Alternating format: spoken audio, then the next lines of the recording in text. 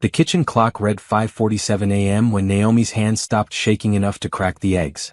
3 of them just how Thomas liked it. Sunny side up, edges crispy, yolks intact. Her left eye had swollen almost shut during the night, and the bruise along her jaw had deepened to purple. She caught her reflection in the toaster's chrome surface and quickly looked away. The eggs sizzled in the cast iron pan. She'd learned to cook them perfectly over 9 years of marriage. Not too much oil. Medium heat. Salt and pepper from exactly 6 inches above the pan, the way his mother had taught her during their first Thanksgiving together. Back when she still believed love could be patient. Before she understood that control wore many masks. Her ribs ached where he'd shoved her against the counter. That had been around 11 p.m., maybe midnight. Time had blurred after she'd made the mistake of questioning him about the withdrawal from their joint account. $3,000 gone, and when she'd asked, his face had changed. It always did. Like watching clouds cover the sun. Where do you get off checking the bank statements? His voice had been quiet at first. That was always worse than the yelling. The quiet meant he was deciding how to punish her for stepping out of line. That's my money. I earned it. Our money, she'd whispered, and that had been the wrong thing to say. Now she plated the eggs alongside turkey bacon, wheat toast cut diagonally, and a small bowl of mixed berries. She poured his coffee into the blue mug he preferred, added exactly 1 teaspoon of sugar and a splash of cream. The routine was armor. The precision was survival. She heard his footsteps on the stairs. Heavy, deliberate. Naomi placed his plate at the head of the table and retreated to her seat at the opposite end. 6 feet of dark wood between them had never felt like enough distance. Thomas entered the kitchen in his gray suit, already knotted tie, leather briefcase in hand. He was handsome in that clean-cut way that made people trust him immediately. Square jaw, neat haircut, straight teeth. At church, women told her how lucky she was. At his office Christmas parties, his colleagues called him a stand-up guy. Nobody knew that stand-up guys could back you into corners. That clean-cut men could grab your hair and call you stupid for having opinions. He sat down without looking at her. Picked up his fork. Cut into the eggs with the side of it, watching the yolk bleed across the plate. Coffee's hot, Naomi said. Her voice came out steady. She'd practiced that. Making her voice work when everything inside her wanted to scream or run or simply disappear. Thomas took a bite. Chewed. Swallowed. Reached for his coffee and took a long sip. His eyes finally landed on her face, scanning the damage with the casual interest someone might show a dented fender. Put some ice on that, he said, gesturing vaguely with his fork. Don't need people asking questions. The newspaper sat folded beside his plate. He opened it, shook it once, and began reading the sports section. Naomi watched him eat the breakfast she'd prepared with hands that had trembled from pain and fear. Watched him act like the previous night had been nothing more than a bad dream that dissolved with morning light. She touched the bruise on her jaw carefully, feeling the heat of inflammation beneath her fingertips. This wasn't the first time. But if she had her way, it would be the last. Her phone buzzed in her pocket. She pulled it out under the table, keeping it below Thomas's line of sight. A text from her younger sister Rita. You okay? Call me when you can. Naomi's thumb hovered over the screen. She wanted to type everything. The truth. The whole ugly truth about what her marriage had become. Instead, she deleted the message and powered off her phone.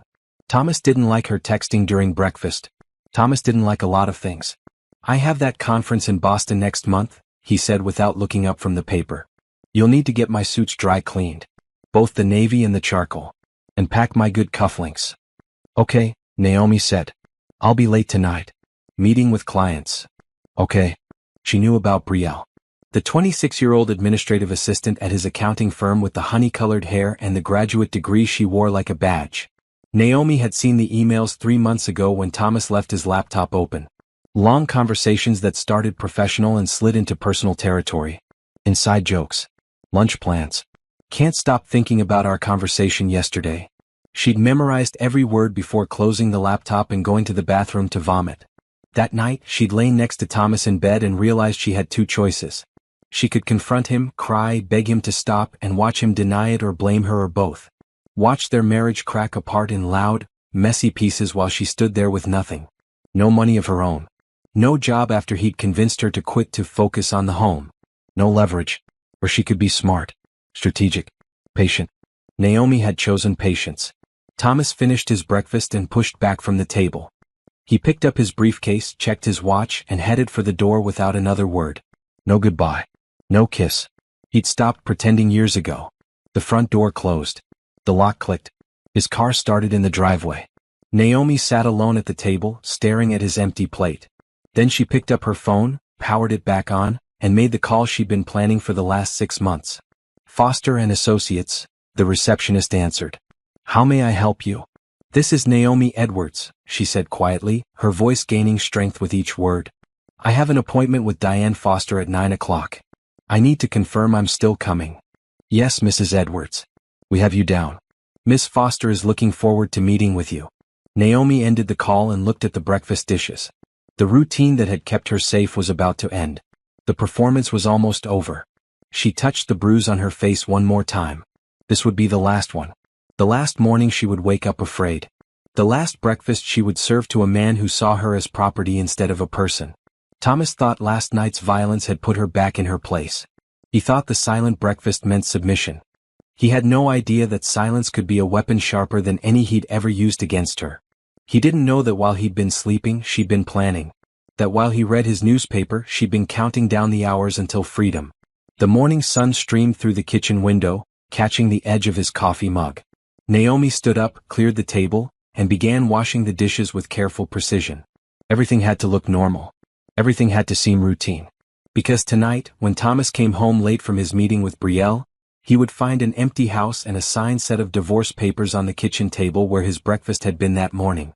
And by then, Naomi would be somewhere he could never hurt her again. The hot water ran over Naomi's hands as she scrubbed Thomas's coffee mug. Outside the window, his black sedan pulled out of the driveway and disappeared down Oak Street. She counted to 60, then dried her hands and walked upstairs. Their bedroom looked like a magazine spread.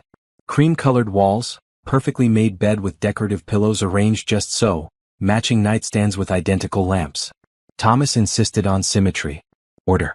Control extended to every corner of their lives, including which side of the closet held which clothes and how the towels had to be folded in thirds. Naomi sat on the edge of the bed and allowed herself 5 minutes to shake. 5 minutes to let the fear and exhaustion roll through her body. 5 minutes to be the terrified woman she actually was instead of the calm, composed one she'd pretended to be during breakfast. Then she stood up, walked to the mirror, and took photos of her face from 3 angles. The bruise on her jaw photographed darker than it looked in person. The swelling around her eye had worsened. She saved the images to a hidden folder on her phone labeled Recipes, and sent copies to the secure cloud account she'd set up using Rita's Wi-Fi months ago. Documentation. Evidence. Insurance. She pulled out the small notebook she kept tucked behind her tampons in the bathroom cabinet. Thomas never looked there. Too personal, too feminine, too beneath his notice. The notebook contained 6 months of entries, each one dated and detailed. January 11th morning, she wrote in careful handwriting. Bruised to left jaw and eye from 1/10 incident. Cause, question bank withdrawal. Amount, $3,000 unaccounted for. Verbal abuse, called me stupid, controlling, ungrateful. Physical, shove against counter, grab to face, twist of arm. She closed the notebook and returned it to its hiding place. Her phone buzzed again. Rita, persistent as always. Naomi, I'm worried. Please just let me know you're alive. This time, Naomi typed back. I'm okay. Can't talk now. Trust me. The reply came instantly. Do you need me to come over? No. I have appointments. I'll call you later. I promise. You better. I love you. Love you too. Naomi checked the time. 7:30. She had 90 minutes before her meeting with Diane Foster, the attorney she'd consulted twice before, paying in cash she'd skimmed from grocery money over months. Diane specialized in difficult divorces, high-conflict cases, domestic situations that required strategy and discretion. She walked to the closet and selected a long-sleeved blue shirt that covered her arms and a pair of dark jeans. She applied concealer to her face, working carefully around the swelling. The bruise still showed, but softer. At the meeting, she'd remove the makeup. Diane needed to see everything. Downstairs, she made herself a piece of toast and forced herself to eat it. Her stomach protested, but she needed strength. The morning stretched ahead like a minefield, each step calculated and crucial. At 8:15, she grabbed her purse and the manila folder hidden in the back of the hall closet behind the winter coats.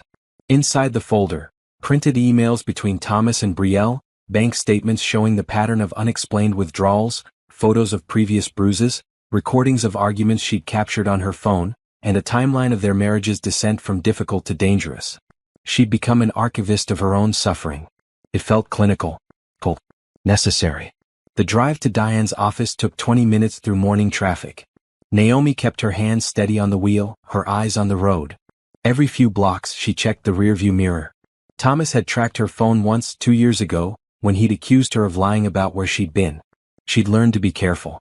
This phone was new, purchased with cash, registered under Rita's name. Thomas only had the number to her old phone, which currently sat in a drawer at home, powered off. The law office occupied the 3rd floor of a brick building downtown. Naomi took the elevator up, signed in with the receptionist, and sat in the waiting area. Her heart hammered against her ribs. Part of her still couldn't believe she was here. Part of her wanted to run back home and pretend this morning had never happened. But then she touched the bruise on her jaw and remembered. Mrs. Edwards? Diane Foster appeared in the doorway. Mid-40s, sharp gray suit, kind eyes behind stylish glasses. Come on back. Naomi followed her into a corner office with windows overlooking the street. Diane gestured to a chair across from her desk. How are you holding up? Diane asked, her voice gentle. Naomi removed the concealer with a makeup wipe, revealing the full extent of the bruising. This happened last night. Diane's expression hardened. She pulled out her phone. I need to photograph this. Is that okay? Naomi nodded. The camera clicked several times. What triggered it? Diane asked, making notes on a legal pad. I asked about money he'd withdrawn from our joint account. $3,000 I didn't know about. And before this incident, when was the last time he hurt you physically? 3 weeks ago. He grabbed my arm during an argument about dinner. Left bruises. I have photos. Good. Diane leaned forward. Naomi, I want you to understand something. What you're experiencing is domestic violence. It's not your fault. It's not because you asked the wrong question or cooked dinner wrong or any other reason he might give. This is about power and control. Naomi's throat tightened. Hearing someone say it out loud made it real in a way it hadn't been before. I know. Tell me about your situation. Financial, logistical. Do you have somewhere safe to go? My sister Rita. She's been helping me. I've been saving money, small amounts, whenever I could. I have about $4,000 in an account he doesn't know about. That's excellent. Most women in your situation have nothing. Diane pulled out several documents. We talked before about your options. Today, I need to know if you're ready to move forward. Naomi thought about that morning. The eggs. The silence. The casual way Thomas had told her to put ice on the bruise he'd caused. She thought about Brielle and the emails. About 9 years of slowly disappearing into someone else's idea of who she should be. I'm ready, she said. Okay. Here's what we're going to do. Diane spread papers across her desk. First, we file for divorce. Irreconcilable differences with documentation of abuse. Second, we get a restraining order. Emergency protective order first, then we'll petition for a longer-term one. Third, we secure your assets. You said you have a joint bank account. Yes. About $15,000 in it. Thomas controls it, but my name is on it too. We can legally withdraw your half before he knows what's happening. Timing is everything. Once he's served with papers, he'll try to drain accounts, hide assets, whatever he can do. We move first. Naomi's hands trembled in her lap. This was really happening. After years of afraid and small and trapped, she was about to step into the light. I rented an apartment, she said. Under my maiden name, Bennett. It's across town. He doesn't know about it. Diane smiled. You've been planning this. For 6 months. Since I found out about the affair. Smart. Most people confront immediately and lose their advantage.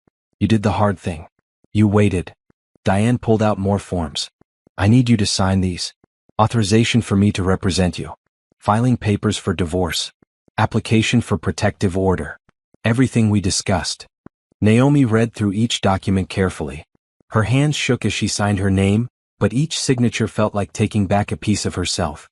Naomi Bennett Edwards, soon to be just Naomi Bennett again. The name she'd had before Thomas. Before the wedding. Before she'd agreed to love, honor, and obey a man who interpreted those vows as permission to own her. When will he be served? Naomi asked. I'll have process servers deliver the papers to his office tomorrow morning. Public location, witnesses around. Safer that way. Diane made more notes. In the meantime, you need to get your important documents. Birth certificate, social security card, passport, any sentimental items you can't replace. Can you do that today? Yes. He's at work until at least 6. Get in and out fast. Take your sister with you. I don't want you there alone. Diane looked at her seriously. Naomi, the most dangerous time for a domestic violence victim is when they leave. I need you to be extremely careful. I will be. Don't tell anyone where you're staying. Not friends, not distant relatives, no one who might accidentally mention it to him. Change your passwords. Check your car for tracking devices. Vary your routes. Stay in public places. Naomi absorbed each instruction. The reality of her situation settled over her shoulders like a heavy coat. She'd thought the hardest part would be deciding to leave. Now she understood that leaving was just the beginning. One more thing, Diane said. His affair. You have proof? Naomi pulled out her folder and handed over the printed emails. Diane skimmed through them, her expression unchanging. These are good.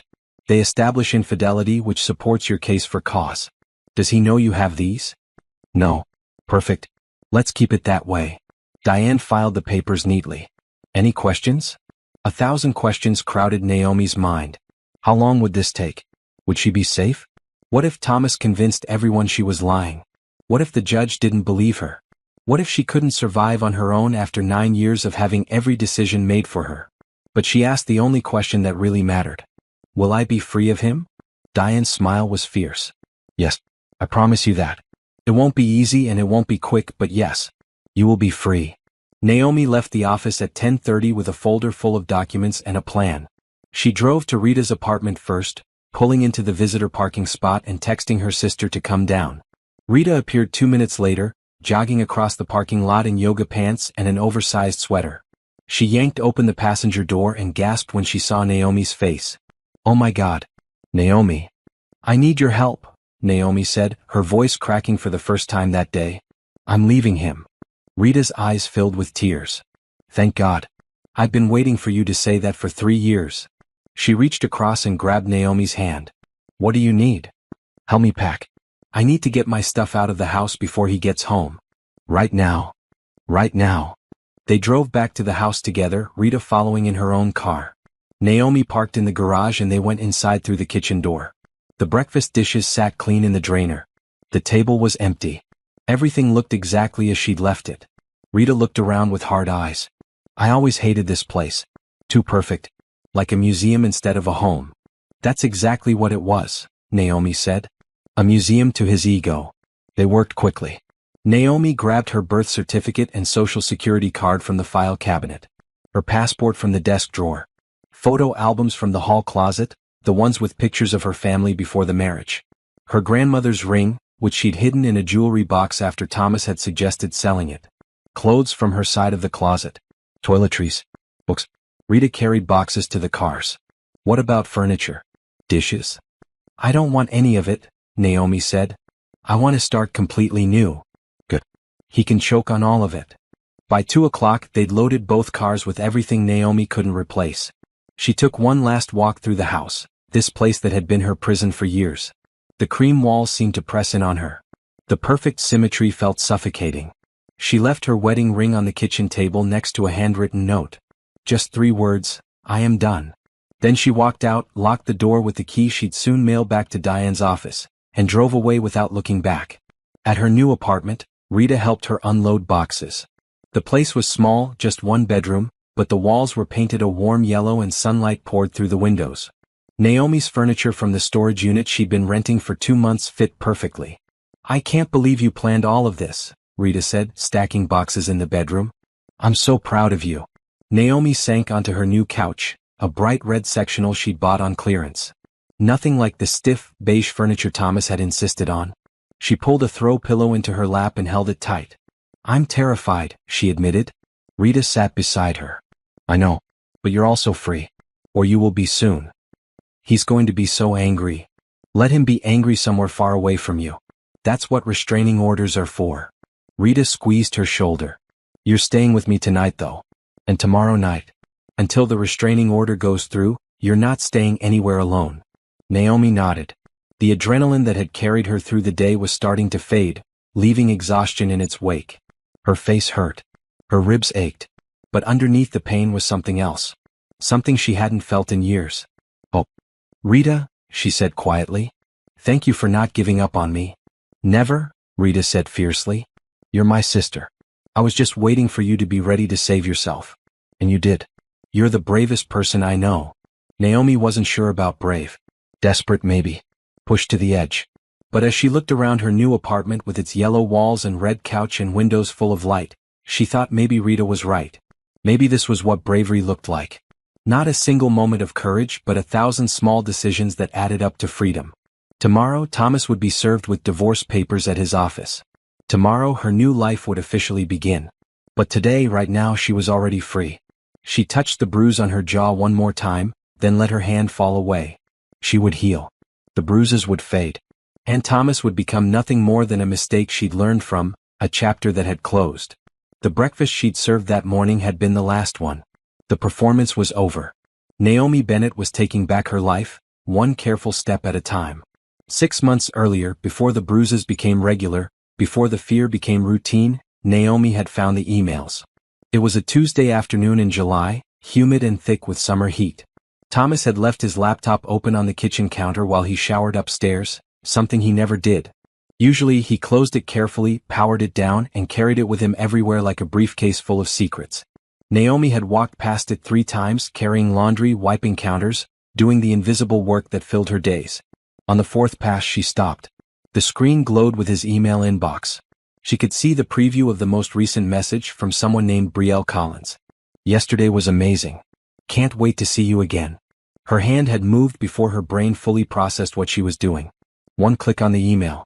Then another. Then scrolling back through months of correspondence that started professional and polite and gradually shifted into something else entirely. You're so easy to talk to. My husband never listens like you do. That restaurant you suggested was perfect. I keep thinking about our conversation. And then 2 months into their email exchange, I know we shouldn't, but I can't help how I feel. Naomi had read every word while the shower ran upstairs. She'd memorized the timeline. March, when Brielle started at the accounting firm. April, when the emails began. May, when they started having lunch together. June, when the tone shifted from friendly to intimate. July, when they made plans to meet at a hotel. The shower shut off. Naomi closed the laptop and walked calmly to the living room.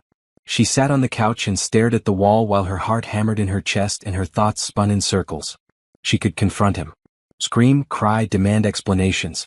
She'd watched enough television to know how those scenes played out. He would deny it. He would say she was imagining things, that the emails were innocent, that she was being crazy. Or he'd turn it back on her. Find ways to make it her fault. Tell her she'd driven him to it by being cold, distant, not enough. And then what? She had no money of her own. No job. No car titled in her name. No credit cards. Thomas handled all the finances. Thomas made all the decisions.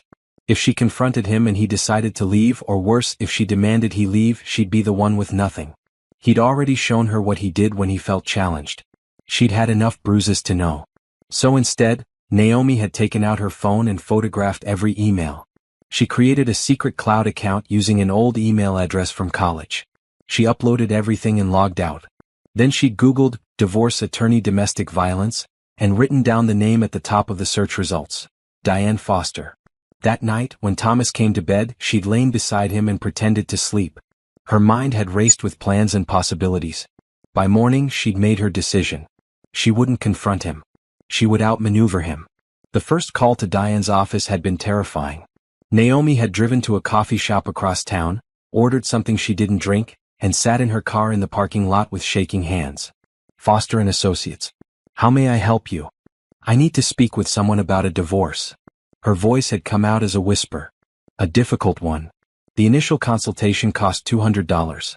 Naomi had been skimming $20 here and there from grocery money for months, hiding it in a box in Rita's garage. She had $300 saved. She paid in cash. Diane's office had been nothing like she expected. Not cold and corporate, but warm and comfortable. Diane herself had been professional but kind, patient with Naomi's fumbling explanations. Tell me about your marriage, Diane had said. And Naomi had. 9 years summarized in 30 minutes. The whirlwind courtship when she was 23 and he was 28. How charming he'd been. How attentive. The wedding that felt like a fairy tale. The first year when things were good, or at least seemed good in memory. The slow shift. The way he started making all the decisions. The comments about her weight, her clothes, her friends.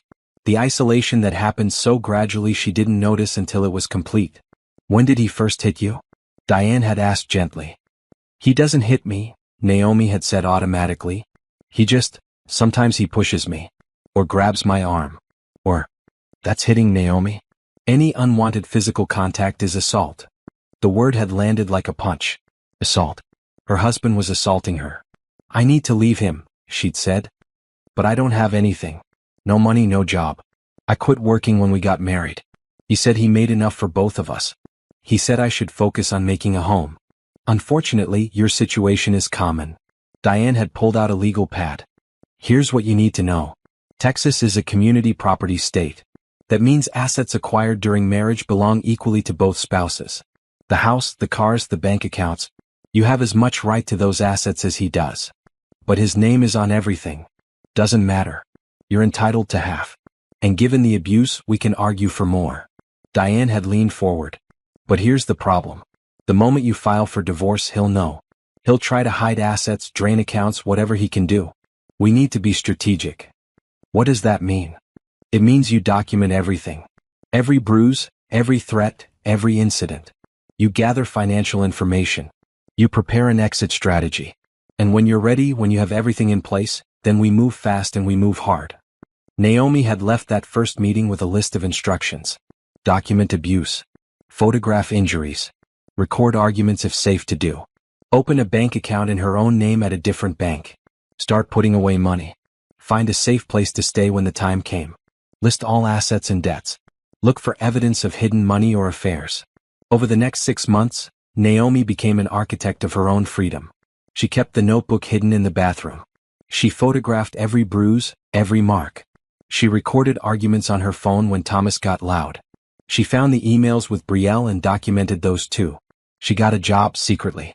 Just 15 hours a week at a nonprofit organization that provided support services for families in crisis. The irony wasn't lost on her. She told Thomas she joined a book club that met twice a week. He barely listened to the lie. He was too busy with his own. The paycheck, small as it was, went into the secret account. Every dollar felt like a brick in the foundation she was building under his nose. By October she had $2,000 saved. By December, $4,000. She'd never felt richer in her life. She'd met with Diane 3 more times, updating her, refining the plan.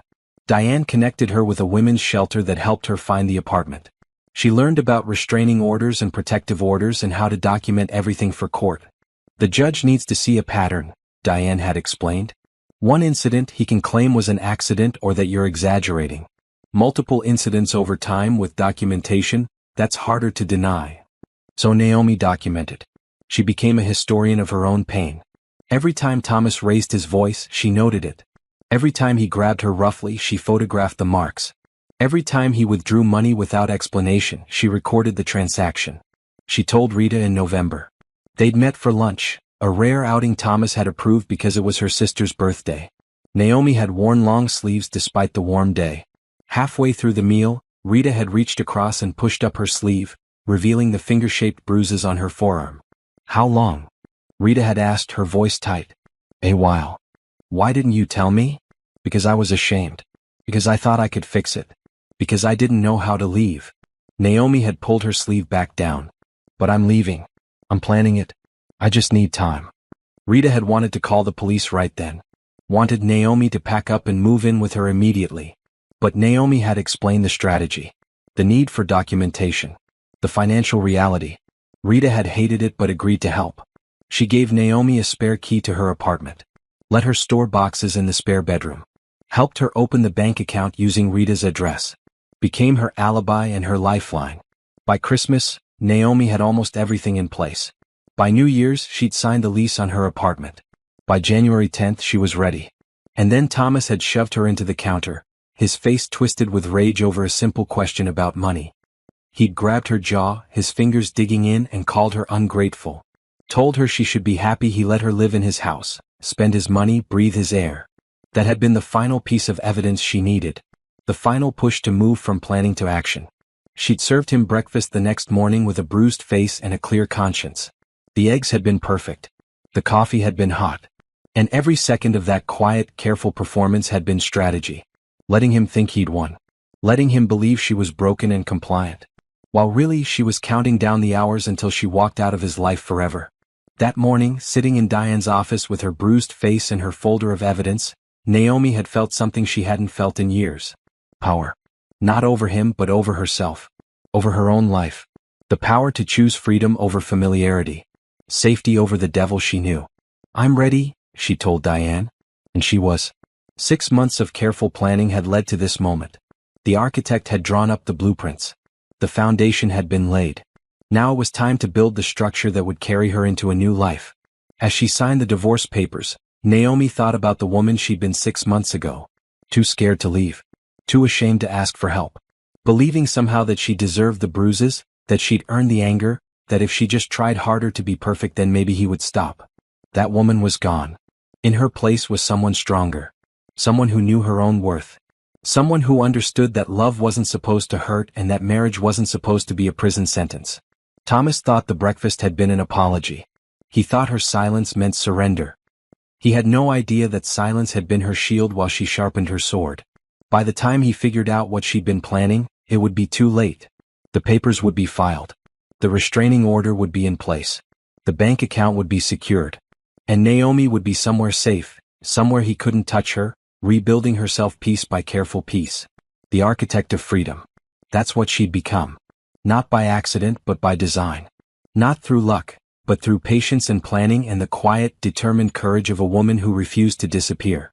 Naomi woke up on Rita's couch at 6 a.m. on January 12th, the day Thomas would be served with divorce papers.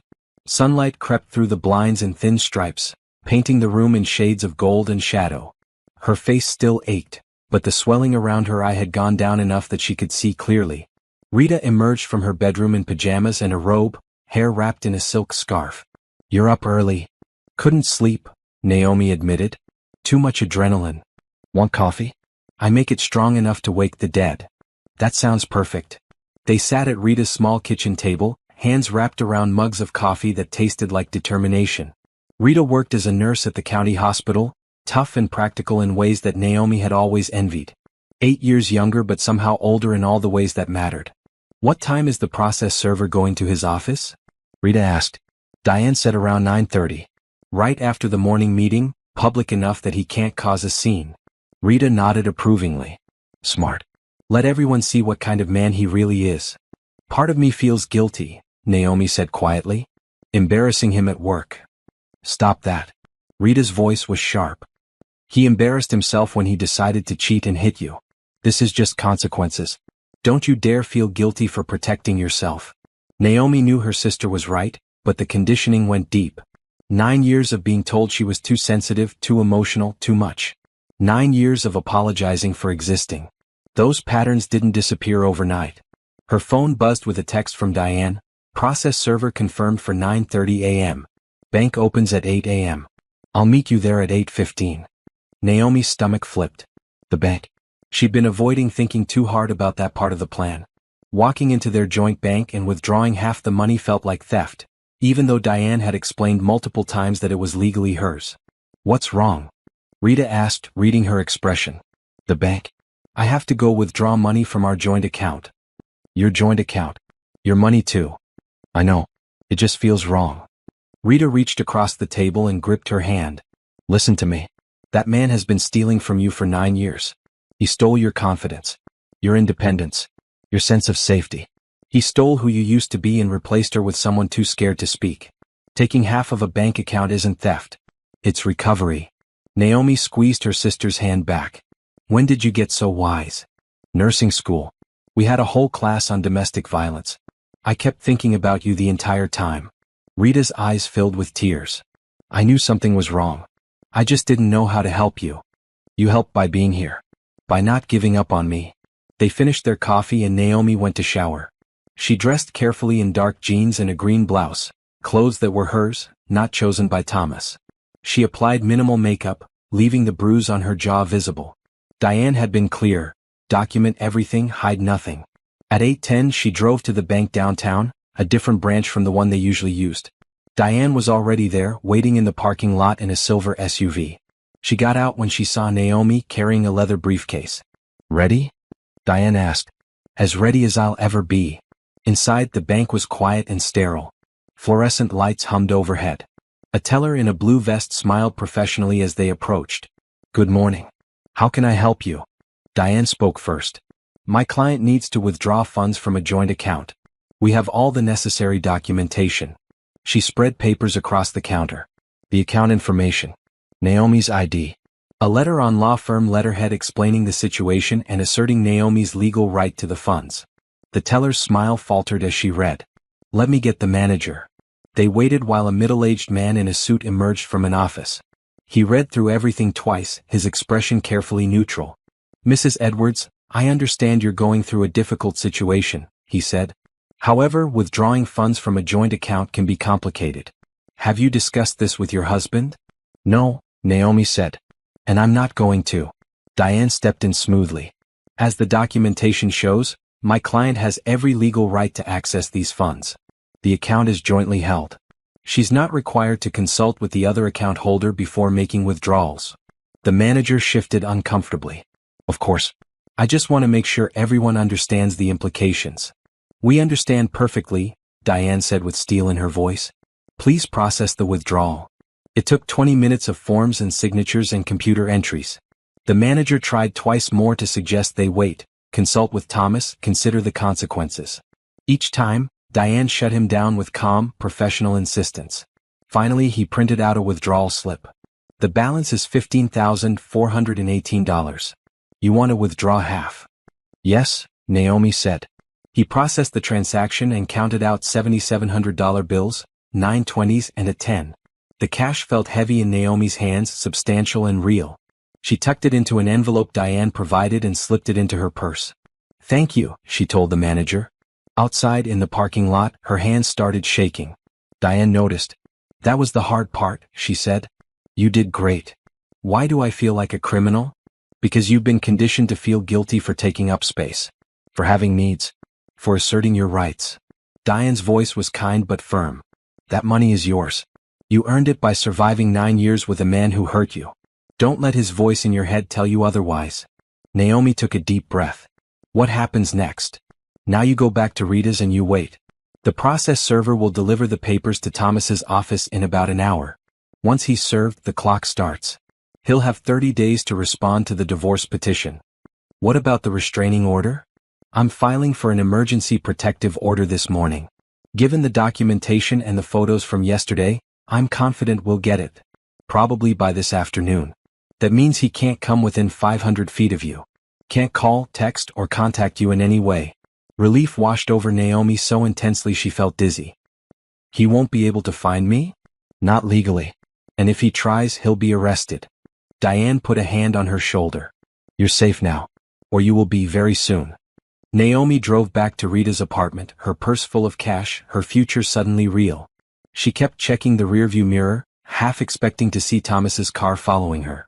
But the streets were full of strangers going about their ordinary days. Nobody watching. Nobody following. At Rita's, she deposited the cash into her secret account using the mobile app. The balance jumped to over $11,000. More money than she'd had access to in her entire adult life. Money that was hers, under her control, untouchable by Thomas. She sat on the couch and stared at her phone, watching the time. 9:15. 9:20. 9:30. Somewhere across town, a process server was walking into Thomas's accounting firm. Asking for him by name. Handing him an envelope. Saying the words that would officially end their marriage. Naomi imagined his face. The confusion, then the anger. The realization. She imagined him opening the envelope in front of his colleagues, reading the petition for divorce, seeing the accusations of abuse laid out in legal language. She imagined his humiliation. And she felt nothing but relief. Her phone rang at 9:45. Rita calling from the hospital. Did it happen? Should be happening right now. How are you feeling? Scared. Relieved. Like I might throw up. That's normal. You want me to come home? I can take a sick day. No, I'm okay. I just need to sit with this. Call me if you need anything. Anything at all. I'll have my phone. Naomi spent the rest of the morning organizing her new apartment. She hung curtains in the bedroom. She unpacked boxes of books and arranged them on shelves. She put her grandmother's ring in a small jewelry box on her dresser, where she could see it every morning. Each small act of building a life felt like rebellion. Thomas had chosen everything in their house, from the paint colors to the brand of soap. Now Naomi chose. She picked the red couch because it made her happy. She hung colorful art prints because they brightened the walls. She bought plants, something Thomas never allowed because he said they made the house look messy. At 1:30 Diane called. It's done. He was served. Process server said he went pale, then red. Tried to argue but couldn't because he was at work. He left the office right after. Where did he go? I don't know, and frankly we don't care. The restraining order came through. Emergency protective order signed by Judge Morrison. Thomas is legally forbidden from contacting you or coming near you. Violation means immediate arrest. Naomi closed her eyes. Thank you. Don't thank me yet. We're just getting started. He'll respond to the divorce petition, probably with his own lawyer. There will be depositions, negotiations. It could take months. I don't care how long it takes. As long as I never have to go back. You won't, Diane promised. I'll make sure of it. After hanging up, Naomi walked through her apartment slowly, touching walls, feeling the space around her. This was hers. This small, bright, safe place was hers. No one could take it from her. No one could hurt her here. She made herself lunch, a simple salad with grilled chicken. She ate it sitting at her small table, looking out the window at the street below. People walked by with dogs and strollers. Cars passed. Life continued, ordinary and unremarkable. She was part of that now. Part of the regular world where women didn't flinch when doors opened. Where bruises were accidents, not routine. Where silence was peaceful instead of strategic. Her phone buzzed with a text from an unknown number. Her heart stopped. You're going to regret this. Thomas. He'd found her new number somehow. The restraining order was barely in effect and he was already violating it. Naomi screenshotted the message and forwarded it to Diane. The response came back immediately. Document everything. Do not respond. I'm calling the police to file a report. Another text from Thomas. After everything I've done for you, this is how you repay me. Screenshot. Forward. Do not respond. You'll never make it on your own. You need me. Screenshot. Forward. Block number. Her hands shook but her mind stayed clear. This was exactly what Diane had warned her about. The attempts to regain control. The messages designed to provoke a response, to pull her back into interaction. But Naomi had done her homework. She knew the patterns. She knew that engaging would only make it worse. So she blocked the number and called Rita. He's texting me. Threatening messages. Did you respond? No. I documented and sent everything to Diane. Good girl. That's evidence of restraining order violation. He's digging his own grave. I'm scared he'll show up here. Can you see the door from where you are? Naomi moved to the living room window. She had a clear view of the building entrance. Yes. Keep it locked. Keep your phone charged. If you see him, call 911 immediately. Don't hesitate, don't give him chances. Just call. Okay. I'm coming home after my shift. I'll bring dinner. We'll have a girls' night and watch terrible movies and not think about him at all. Naomi smiled despite her fear. That sounds perfect. The afternoon stretched long. Every car that pulled into the parking lot made her heart race. Every footstep in the hallway made her freeze. But Thomas didn't come. Maybe Diane had already contacted him about the texts. Maybe his lawyer had warned him. Maybe he was just regrouping, planning his next move. By evening, Naomi felt exhausted from the adrenaline, from the constant vigilance.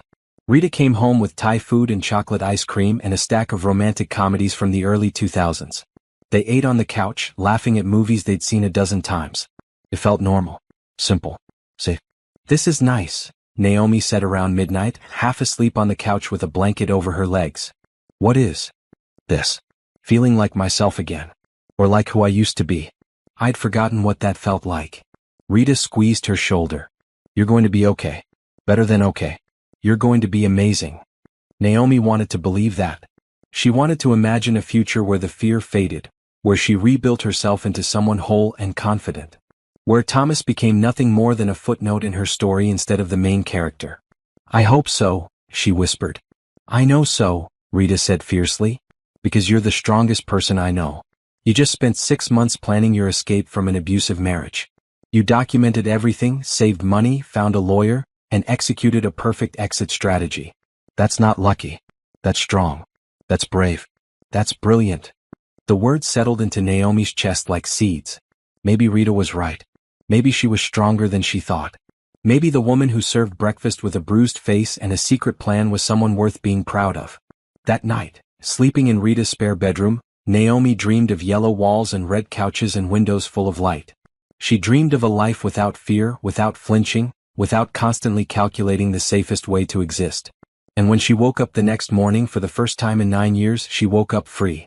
Thomas Edwards sat in his black sedan in the parking lot of his office building, gripping the steering wheel hard enough to make his knuckles white.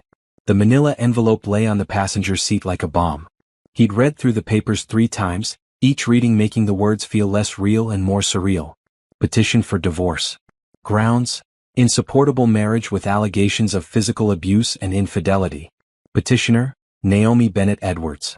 Respondent: Thomas Edwards. His wife had filed for divorce. His obedient, quiet, manageable wife had walked out and filed for divorce. The same woman who'd served him breakfast yesterday morning with a bruised face and said nothing. Who'd sat across from him at the table, silent and compliant, exactly as she should be. She'd played him. The realization made his stomach turn. That breakfast had been an act. The silence had been strategy. While he'd been reading his newspaper, congratulating himself on putting her back in line, she'd been planning her exit. The process server's face flashed through his mind. Showing up at his office during the Friday morning meeting. Walking right into the conference room and asking for him by name in front of Johnson, Peters, and the new partner. Handing him the envelope. Saying loudly enough for everyone to hear, "Thomas Edwards, you've been served." The room had gone silent. 12 faces turning toward him. Johnson's eyebrows raising. Peters making that little coughing sound he always made when things got awkward. The new partner, whose name Thomas couldn't remember, looking confused. "Excuse me," Thomas had said, taking the envelope with hands that didn't shake because he wouldn't let them. "I need to handle this." He'd walked out of the conference room with his head high, feeling their eyes on his back. Made it to his office. Closed the door. Opened the envelope. And read words that made his carefully constructed world tilt sideways. Physical abuse in black and white. Dates and times. Descriptions of incidents he barely remembered. The thing with the counter 2 nights ago. Something about grabbing her arm. 3 weeks ago. Other things from months back that he'd forgotten entirely because they hadn't been important. And underneath that, infidelity. Printed emails between him and Brielle. How had Naomi gotten those? He'd been careful. He'd deleted everything or thought he had. But there they were, his own words used against him like weapons. Thomas had left work immediately. Told his secretary he had a family emergency, which technically wasn't a lie. Drove home to an empty house. The silence had hit him first. No Naomi in the kitchen. No smell of cooking. No sound of her moving through rooms, existing in the background of his life like furniture. Then he'd seen his wedding ring on the kitchen table. Just the ring sitting there like an accusation. Next to it, a note in her handwriting, "I am done." 3 words. That was all she'd left him. 3 words in an empty house. Thomas had gone through every room. The closet on her side was empty, just bare hangers. Her dresser drawers were cleaned out. The bathroom counter where her toiletries used to sit was bare. She'd taken the photo albums from the hall closet. Her grandmother's ring from the jewelry box. All her clothes, her shoes, her books. She'd moved out. Completely. While he'd been at work, probably that very day, she'd come back and erased herself from his life. He'd called her cell phone. Straight to voicemail. Tried again. Same thing. Sent a text. "Naomi, we need to talk about this. Come home." No response. He'd called Rita. That had been a mistake. "Don't call this number again," Rita had said, her voice cold as ice. "And don't come to my house. I have cameras. If you show up, I'm calling the police. I just need to talk to my wife. Your soon-to-be ex-wife. Who wants nothing to do with you. Leave her alone, Thomas." She'd hung up before he could respond. That's when panic had started to set in. Real panic crawling up his throat and squeezing. Naomi wasn't coming back. This wasn't a fight they could smooth over. This wasn't a rough patch. This was ending, final and complete. He'd driven to Rita's apartment building anyway, parked across the street, tried to see if Naomi's car was there. But Rita had meant what she said about cameras. He could see the Ring doorbell from the street, its blue light glowing. Any closer and he'd be recorded. Back home, he'd opened the divorce papers again and read more carefully. The restraining order wasn't there, but surely that was coming. The petition mentioned safety concerns and need for protection. Legal language for what was probably already filed. Thomas poured himself 3 fingers of scotch and sat in his perfect living room with the cream walls and beige furniture and tried to figure out where everything had gone wrong. The affair with Brielle had been, what? A distraction. Naomi had become so boring, so passive, so there. Brielle was young and exciting. She laughed at his jokes. She made him feel interesting again. Was that so terrible? And the other thing, the physical stuff, that was just, he'd been frustrated. Naomi pushed his buttons sometimes. Asked questions that implied she didn't trust him. Looked at him with those judgmental eyes. He'd never really hurt her. Not seriously. Just a push here, a grab there. Nothing that left permanent damage. Except apparently she'd been photographing it. Documenting it. Building a case against him like he was some kind of criminal. His phone buzzed. A text from an unknown number. This is Diane Foster, attorney for Naomi Edwards. You are hereby notified that an emergency protective order has been granted. You are prohibited from contacting Ms. Edwards directly or indirectly. Violation will result in immediate arrest. A copy of the order will be mailed to you. Thomas read it 3 times. A restraining order. She'd actually gotten a restraining order against him. His wife of 9 years had convinced a judge that he was dangerous enough to require a legal barrier. The rage hit him suddenly, hot and overwhelming. He grabbed his phone and typed out a message to Naomi's number. You're going to regret this. Sent. Immediately he knew it was stupid. But the anger felt good, felt righteous. She'd humiliated him. Blindsided him. Treated him like a villain when all he'd ever done was provide for her, give her a home, take care of everything. He sent another message. After everything I've done for you, this is how you repay me. Then another, you'll never make it on your own. You need me. He waited for responses that never came. The messages showed as delivered but not read. Had she blocked him? Probably. That would be just like her new attitude. Cold. Calculating. His phone rang. Unknown number again. He answered. Mr. Edwards, this is Diane Foster. I've been informed that you've contacted my client via text message despite being notified of the protective order. Those messages constitute harassment and violation of the court order. I'm obligated to report this to the police. I have a right to talk to my wife. You have no such right. And she's not your wife anymore or won't be soon. Any further contact will result in criminal charges. Do you understand? This is ridiculous. She's overreacting. I never hurt her. Mr. Edwards, I have photographic evidence and documentation that says otherwise. I suggest you retain your own attorney immediately. And I strongly suggest you stop contacting my client. The line went dead. Thomas sat there, phone in hand, the walls of his perfect house pressing in. This couldn't be happening. This wasn't how things were supposed to go. Naomi was his wife. Wives didn't just leave. They didn't file restraining orders and hire lawyers and disappear. He called his brother first. Got voicemail. Left a message explaining the situation, making it sound like Naomi had gone crazy, had some kind of breakdown. His brother would understand. His brother knew how women could be sometimes. Then he called Brielle. She answered on the 3rd ring, her voice cautious. Thomas? I need to see you. Can we meet somewhere? Long pause. I don't think that's a good idea. Naomi left me. She filed for divorce. I know. Someone from your office called me. Asked if we'd been having an affair. I told them no.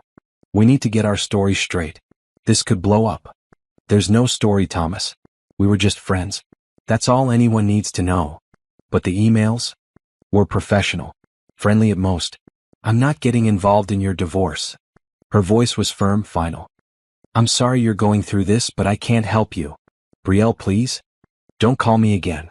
Okay. Just, good luck with everything. She hung up. Thomas stared at his phone, the pieces of his life scattering like a dropped puzzle. Naomi gone. His office knowing. Brielle distancing herself. The restraining order. The divorce petition. How had this happened? How had his quiet, obedient wife turned into this person who could dismantle his life with such precision? He thought about the breakfast 2 mornings ago.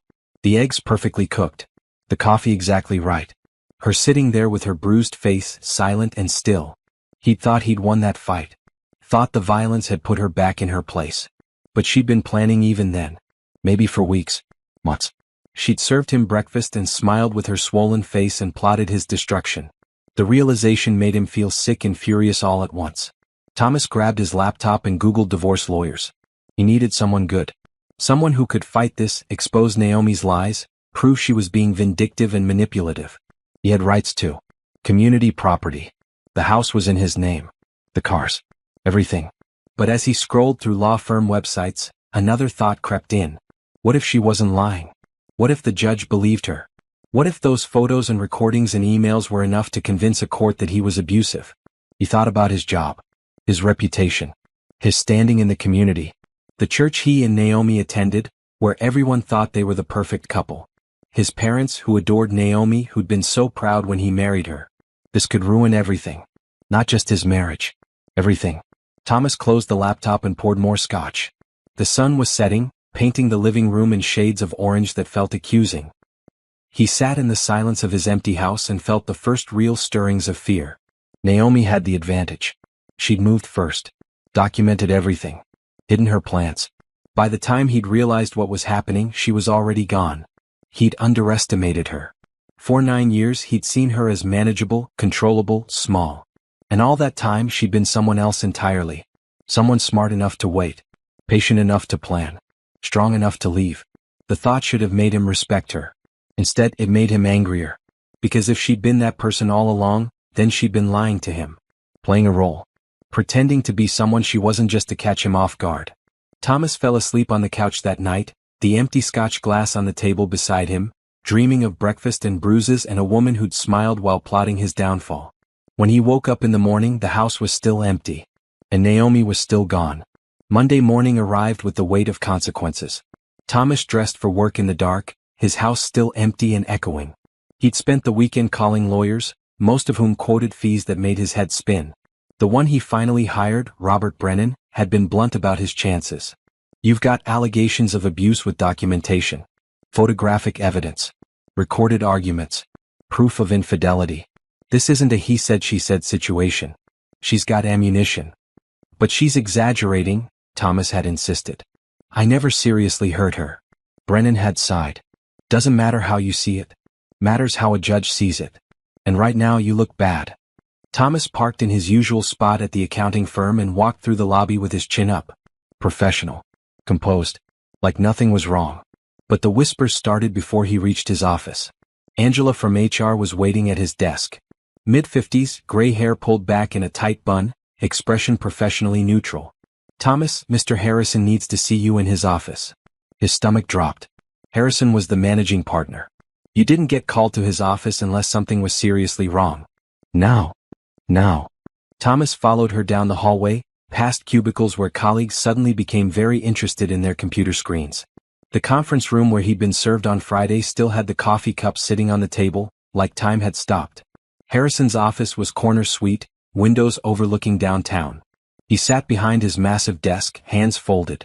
His expression was not friendly. Sit down, Thomas. Thomas sat. Angela closed the door and stood beside it like a guard. I'll get straight to the point, Harrison said. We received notification this morning from your wife's attorney regarding a restraining order. Allegations of domestic violence and harassment. Those allegations are false. Nevertheless, they exist. And they've been brought to our attention. This firm has a zero-tolerance policy regarding violence and harassment, as you're well aware. Thomas felt the walls closing in. You're firing me? I'm placing you on administrative leave pending investigation. Paid leave? Harrison added, like that made it better. We need to review the situation, consult with legal, determine if this impacts your ability to work with clients. This is my personal life. It has nothing to do with my job. It has everything to do with your job when it becomes public knowledge. When clients ask questions. When it reflects on the firm's reputation. Harrison's voice was firm. I'm sorry, Thomas. This isn't personal. But until this matter is resolved, you can't be here. Angela handed him a folder. Your computer access has been suspended. Please collect personal items from your office. I'll escort you out. The walk back to his office felt like a death march. More whispers. More eyes. He grabbed his framed degree from the wall, a photo of his parents, his gym bag from under the desk. Stuffed everything into a cardboard box Angela provided. In the elevator down, she was silent. Professional. But he could feel her judgment like a physical weight. This isn't what it looks like, he said. Angela pressed the lobby button. It never is. Naomi is lying. Then I'm sure that will come out in court. Her tone suggested she didn't believe him. The security guard watched as he walked through the lobby with his box of belongings. Thomas kept his head up, but inside he was crumbling. 9 years at this firm. Partner track. Respect from colleagues. All of it evaporating because Naomi had decided to burn his life down. His phone rang as he reached his car. His mother. Thomas, what on earth is going on? I just got the strangest call from Naomi's sister. He closed his eyes. What did Rita say? She said Naomi left you. That there's a restraining order. She said things I don't want to repeat. His mother's voice was shaking. Please tell me this isn't true. It's complicated. Did you hit your wife? The question hung in the air like an executioner's blade. Thomas thought about lying, but what was the point? We had some arguments. Things got heated. But I never seriously hurt her. Silence. Then, in a voice he'd never heard from his mother before, you hit her. It wasn't like that. How many times? Mom? How many times did you put your hands on your wife? Thomas couldn't answer. The number felt both insignificant and damning. A push here. A grab there. Nothing serious. Nothing that mattered. Except it had mattered. Enough for photographs. Enough for a restraining order. Enough for his mother to sound like she didn't know him anymore. I'm so disappointed in you, she said quietly. Your father and I raised you better than this. Are you taking her side? There are no sides when it comes to hurting people you're supposed to love. There's just right and wrong. And what you did was wrong. She paused. Don't call here again until you've figured out how to be the man we thought you were. She hung up. Thomas sat in his car in the parking lot, the box of his professional life beside him, and felt everything slipping through his fingers like sand. He called Brielle. She didn't answer. He tried again. Voicemail. Sent a text. Please just talk to me for 5 minutes. No response. He drove to her apartment just to see if she was home. Parked across the street and waited for an hour. No sign of her car. No lights in the windows. His phone buzzed with a text from an unknown number. This is Robert Brennan, your attorney. Stop contacting people involved in your case. That includes your wife, her family, and Brielle Collins. Every contact is potential evidence. Lay low and let me handle this. Thomas threw his phone onto the passenger seat and screamed. Actually screamed, alone in his car, all the rage and fear and humiliation pouring out in one long primal sound. This wasn't how things were supposed to go. He was the successful one. The one with the career and the nice house and the perfect life. Naomi had been the tag-along, the accessory, the wife who smiled and cooked and did what she was told. When had she become the powerful one? When had she learned to fight back? That evening, Thomas checked into a motel off the highway. He couldn't stand being in the empty house anymore, surrounded by evidence of Naomi's absence. The motel was cheap, the carpet stained, the TV only getting basic cable. But it felt appropriate somehow. This was what his life had become. Downgraded. Diminished. He lay on the bed and scrolled through his phone looking at old photos. Naomi smiling on their wedding day. Naomi at Christmas with his family. Naomi at a work party, standing beside him in a blue dress, his arm around her shoulders. In all the photos her smile looked real. But now he wondered, had she been pretending even then? Had she been waiting for the right moment to destroy him? Or had he destroyed something good and just not noticed until it was too late? The question made him uncomfortable. It implied responsibility. It suggested that maybe his version of events wasn't the only one. That maybe those bruises on her face weren't exaggerated. That maybe the fear in her eyes had been real. But accepting that would mean accepting that he was the villain in this story. And Thomas Edwards wasn't a villain. He was a good man who'd made some mistakes. Who'd been pushed too far. Who'd had a wife who didn't understand him and a girlfriend who was just there to listen. He fell asleep telling himself that story. But his dreams were full of breakfast tables and bruised faces and a woman who'd served eggs with perfect precision while planning his downfall. In the morning, he woke to an email from HR. Official notice of his administrative leave. Effective immediately. Return date to be determined. He checked the joint bank account on his phone and found the balance at $7,000. Half of what had been there last week. Naomi had taken her share. Of course she had. Thomas threw his phone across the room. It hit the wall and clattered to the floor. The screen cracked but still glowed. He called Brennan. She took money from our account. Can she do that? It's a joint account. She has every right. Brennan sounded tired. Look, Thomas, you need to understand something. Your wife was smart about this. She documented everything. Planned carefully. Left when she had all her ducks in a row. That's not someone acting impulsively. That's someone who knew exactly what she was doing. So what do? You cooperate. You don't violate the restraining order. You don't contact her or her family or anyone connected to her. You gather financial documents for discovery. You show up to court dates. And you accept that this marriage is over. I don't want it to be over. Brennan sighed. What you want stopped mattering the moment you put your hands on her. Now it's about damage control. Keeping you out of jail. Making sure you get a fair property settlement. But the marriage? That's done. Thomas ended the call and stared at the cracked screen of his phone. The motel room felt smaller than before. Suffocating. He'd lost his wife. His job. His parents' respect. Brielle's attention. Everything he'd built over 37 years was crumbling because of one mistake. Or multiple mistakes. Or maybe not mistakes at all but choices that had consequences he'd never imagined. That afternoon he drove past the house. His house. Except it didn't feel like his anymore. The windows looked dark and empty. The grass needed mowing. The whole place had an abandoned feeling. He saw a for sale sign going up in the yard next door. The neighbors, the Mitchells, had lived there for 20 years. Mrs. Mitchell waved sometimes when Naomi was gardening. She'd probably heard everything by now. Thomas drove away quickly. 3 days later his termination letter arrived. Not administrative leave. Actual termination. Due to conduct unbecoming of a professional representative of the firm. They didn't mention the abuse allegations specifically, but everyone knew. Brennan filed a response to the divorce petition. Standard language denying the allegations, requesting equitable division of property. It felt hollow. Like going through motions when the outcome was already decided. Thomas spent his days in the motel room watching bad television and ordering takeout. His phone stopped ringing. His friends, such as they were, had all heard by now.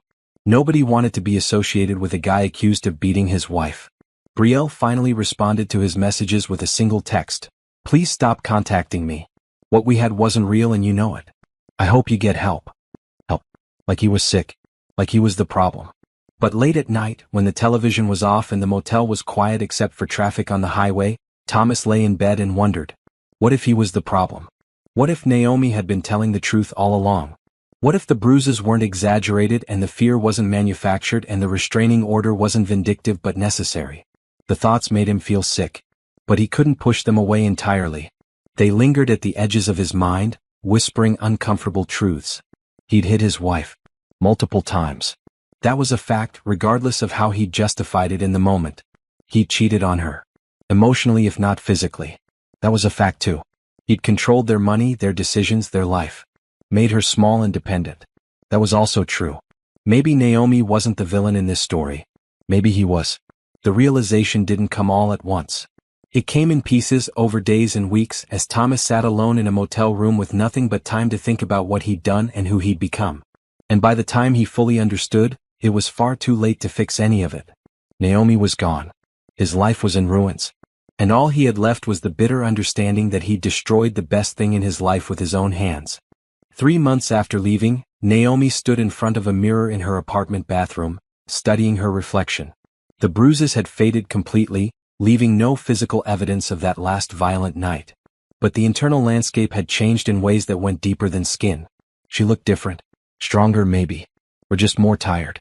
Healing wasn't linear. Some days she woke up feeling powerful and free. Other days the weight of 9 years pressed down on her chest and she couldn't remember why she'd thought she could survive alone. Today was a good day. She had a job interview at noon. The position was at Horizon House, a non-profit organization that provided support services to families in crisis. Administrative coordinator, organizing programs for women transitioning out of difficult situations. When Naomi had seen the posting, she'd stared at her computer screen for 10 minutes before finally clicking apply. The irony wasn't lost on her. She was a woman in crisis, transitioning out of a difficult situation, applying to help other women do the same thing. Maybe that made her qualified. Or maybe it made her a fraud. She dressed carefully in dark gray pants and a coral blouse. Bright but professional. She'd learned that bright colors helped. They pushed back against the gray days when everything felt impossible. Rita knocked on the bathroom door. You ready? I'm driving you. I can drive myself. I know you can. But I want to. Humor me. They'd been living together since that first night. Rita's 2-bedroom apartment had become a safe harbor where Naomi could rebuild without pressure. They watched movies. They cooked dinner together. They talked late into the night about everything and nothing. Rita had become more than a sister. She'd become a lifeline. The drive to Horizon House took 15 minutes through morning traffic. The building was a converted house in an older neighborhood, painted cheerful yellow with blue trim. A garden bloomed in the front yard, vegetables mixed with flowers. "You've got this," Rita said, parking at the curb. "Just be yourself. Tell them your story. They'll see what I see." "What's that?" "A survivor. Someone who knows exactly what their clients are going through." Naomi walked up the front steps and rang the bell. A woman in her 50s answered, gray curls framing a warm face. "You must be Naomi. I'm Patricia. Come in." The interior of Horizon House felt nothing like an office. Comfortable couches. Soft lighting. Children's toys in one corner. A bulletin board covered with photos of smiling families. It felt like hope had a physical address. Patricia led her to a small office and gestured to a chair. "Tell me about yourself." Naomi had rehearsed this part. "I have administrative experience from before my marriage. I took time away from the workforce, but I'm ready to return. I saw your posting and felt connected to the mission." "What connects you to it?" This was the moment. She could lie, keep it vague, protect her privacy. Or she could tell the truth and risk judgment. "I left an abusive marriage 3 months ago," Naomi said quietly. "I know what your clients are going through because I've been through it. I understand the fear and the planning and the courage it takes to walk away." Patricia's expression softened. "I'm sorry you experienced that. And I'm glad you got out." "Me too. You know this job isn't easy. You'll be working with women in active crisis. Women who are scared, angry, traumatized. Women who might remind you of yourself." "I understand. You'll need strong boundaries.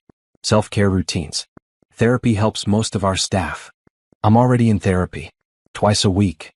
Patricia nodded approvingly. "Tell me what you think you could bring to this role." Naomi thought about the notebook hidden in her bathroom cabinet. The photos of bruises.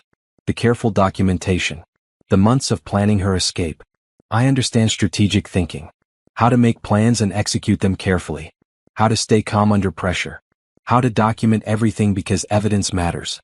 And I understand what it feels like to need help but be too scared to ask for it." The interview lasted an hour. Patricia asked questions about conflict resolution, multitasking, working with traumatized populations. Naomi answered honestly, drawing on her own experience even when it hurt. At the end, Patricia smiled. "I'd like to offer you the position. 25 hours a week to start, with possibility of full-time. Can you start next Monday?" Naomi felt tears prick her eyes. "Yes. Thank you. Thank you. We need people who understand this work from the inside." Outside, Rita was waiting in the car, scrolling through her phone. When Naomi climbed in with a huge smile, Rita screamed and pulled her into a hug. "You got it?" "I got it." They celebrated with lunch at a small cafe, splitting a sandwich and fries. Rita insisted on paying. "This is huge," Rita said. "Your own income. Independence. Doing meaningful work. It's just part-time. For now. But it's a start. And starts are everything." That evening, Naomi attended her support group at the community center. 10 women sat in a circle, ranging from early 20s to mid-60s. Different backgrounds, different stories, but all connected by the common thread of survival. The facilitator, Dr. Morgan, was a therapist who specialized in trauma. She had a calm presence that made the hard conversations feel safer. "Who wants to share tonight?" Dr. Morgan asked. Naomi raised her hand. "I got a job today." The group erupted in applause and encouraging sounds. These women understood what that meant. Employment wasn't just a paycheck. It was proof of life after abuse. It was reclaiming agency. "Tell us about it," Dr. Morgan said. "It's at a nonprofit that helps families in crisis. I'll be working with women who are going through what I went through." "Feels right. Scary but right." "What makes it scary?" Dr. Morgan asked. "What if I'm not healed enough? What if their stories trigger me? What if I can't help them because I'm still figuring out how to help myself?" Another woman, older with silver hair, spoke up. "You don't have to be completely healed to help someone else. Sometimes the best guides are the ones still on the journey." The words settled into Naomi's chest. She was still on the journey. Still healing. Still figuring out who she was without Thomas defining her. But maybe that was okay. Maybe healing wasn't about reaching some perfect endpoint but about moving forward, one day at a time. After group, a woman named Simone approached her. Around Naomi's age with dark skin and bright eyes. "You probably don't remember me, but we went to college together. Communications classes." Naomi studied her face and suddenly the memory clicked. "Simone Jefferson? You lived in Morrison Hall." "That's me." Simone smiled. I saw you here a few weeks ago but didn't want to intrude. I've been coming to this group for about 6 months. I had no idea you went through this too. My ex-boyfriend. We lived together for 3 years. He didn't hit me but the emotional abuse was constant. Took me forever to recognize it as abuse. They walked to the parking lot together, exchanging stories and phone numbers. By the time they said goodbye, Naomi felt like she'd reconnected with an old friend and made a new one simultaneously. That night, lying in bed in Rita's spare room, Naomi pulled out her journal. Her therapist had suggested writing as a way to process everything. Some entries were angry. Some were sad. Some were just confused. Tonight she wrote, I got a job today. At Horizon House. I'll be helping women like me. Women who are scared and brave and trying to rebuild. I keep thinking about that breakfast I served Thomas with my bruised face. How I smiled and stayed calm and pretended everything was fine. I was performing survival. Now I get to help other women stop performing and start living. Maybe that's why I went through all of this. Maybe my story can be a map for someone else's escape. She closed the journal and looked around the small bedroom. Rita's spare room wasn't fancy. Second-hand furniture. Walls that needed paint. But it was safe. Nobody hurt her here. Nobody controlled her here. And slowly, day by day, it was becoming home. The next Monday, Naomi started work at Horizon House. Patricia showed her around, introduced her to the staff, explained the programs. The organization offered emergency shelter, legal advocacy, job training, childcare support, and counseling. Everything a woman might need to leave a dangerous situation and build a new life. You'll be coordinating our skill-building workshops, Patricia explained. Resume writing, interview prep, financial literacy. And you'll help with intake when new clients arrive.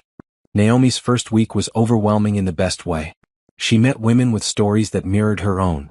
She helped a young mother create her first resume. She sat with a teenager who'd left home after being hit by her father and listened while the girl cried. Each interaction reminded Naomi how far she'd come and how much further she had to go. But it also gave her purpose. Her pain wasn't wasted if it could help someone else.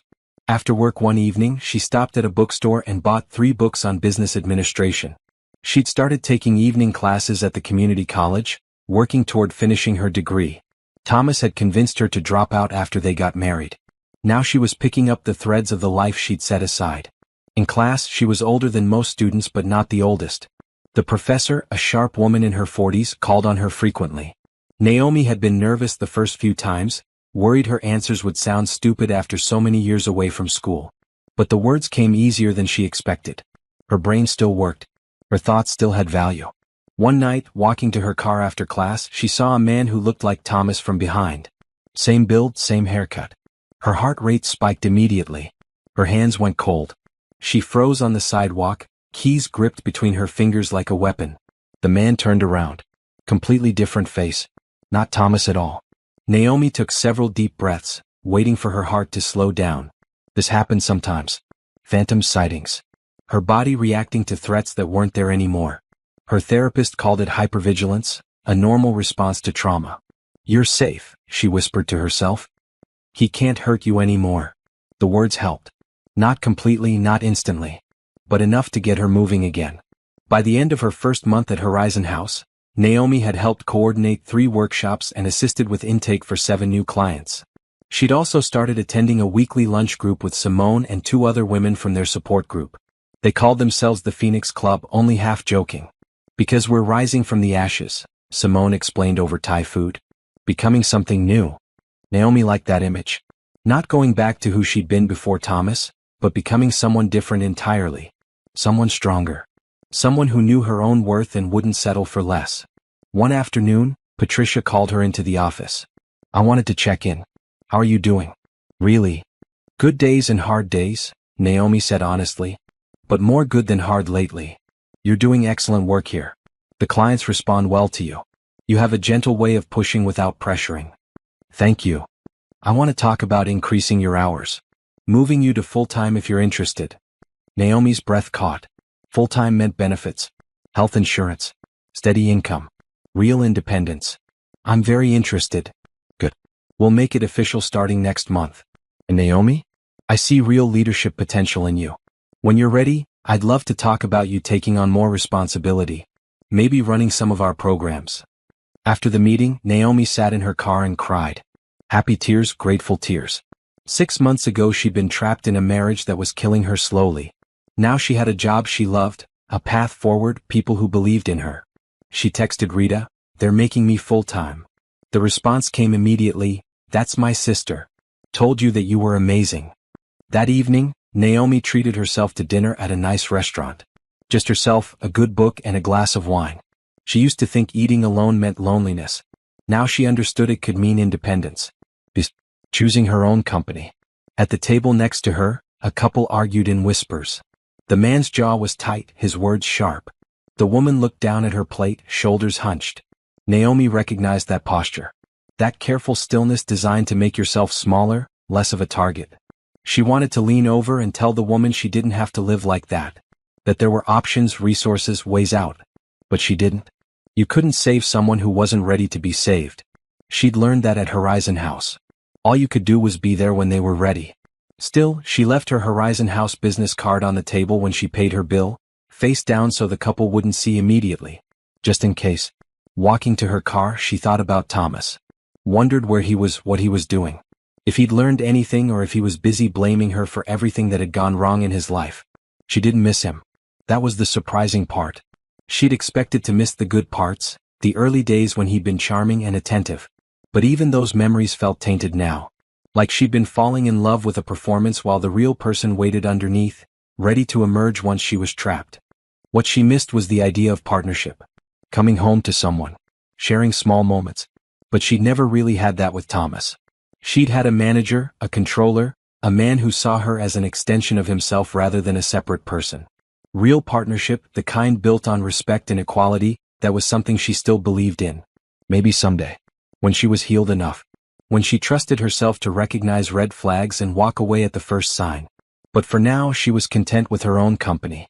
Content with rebuilding. Content with the slow, difficult work of becoming whole again. Her phone rang as she reached her car. A known number. She debated not answering, but the protective order was in place. Thomas legally couldn't contact her. "Hello? Ms. Edwards? This is Officer Martinez with the police department. I'm calling about your restraining order case. We have some information to share if you're available to come down to the station."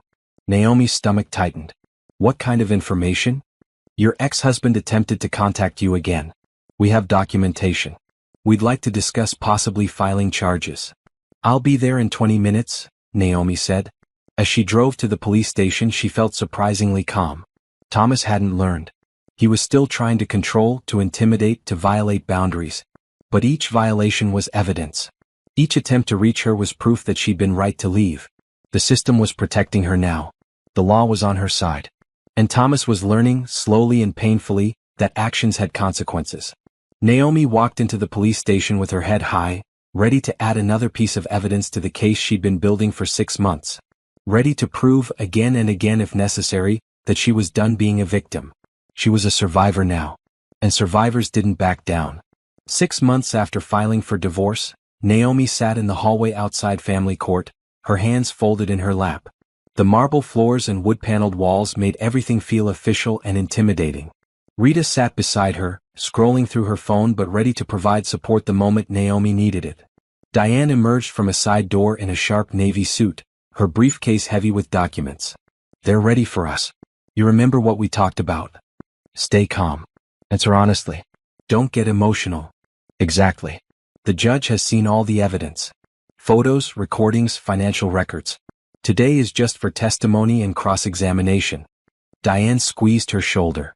"You've got this." They entered the courtroom. It was smaller than Naomi expected, less dramatic than television had led her to believe. The judge's bench dominated the front. 2 tables faced it, one for each side. Behind them, several rows of benches for observers. Thomas was already there with his attorney, Robert Brennan. He'd lost weight, Naomi noticed. His suit hung a little loose. His face looked drawn, tired. He glanced at her briefly when she entered, then looked away quickly. She hoped he was uncomfortable. She hoped he felt a fraction of the fear she'd lived with for years. Judge Morrison entered, a woman in her 60s with silver hair and sharp eyes. Everyone stood until she took her seat. "This is the final hearing for case number 2024 DV8847, Edwards versus Edwards. Counsel, opening statements." Diane stood first. "Your Honor, this case is straightforward.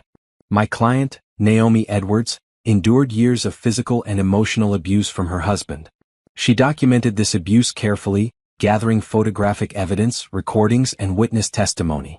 She left when it became clear her safety was at risk. She now seeks dissolution of marriage with equitable division of assets, weighted to compensate for the abuse she suffered. Brennan stood next.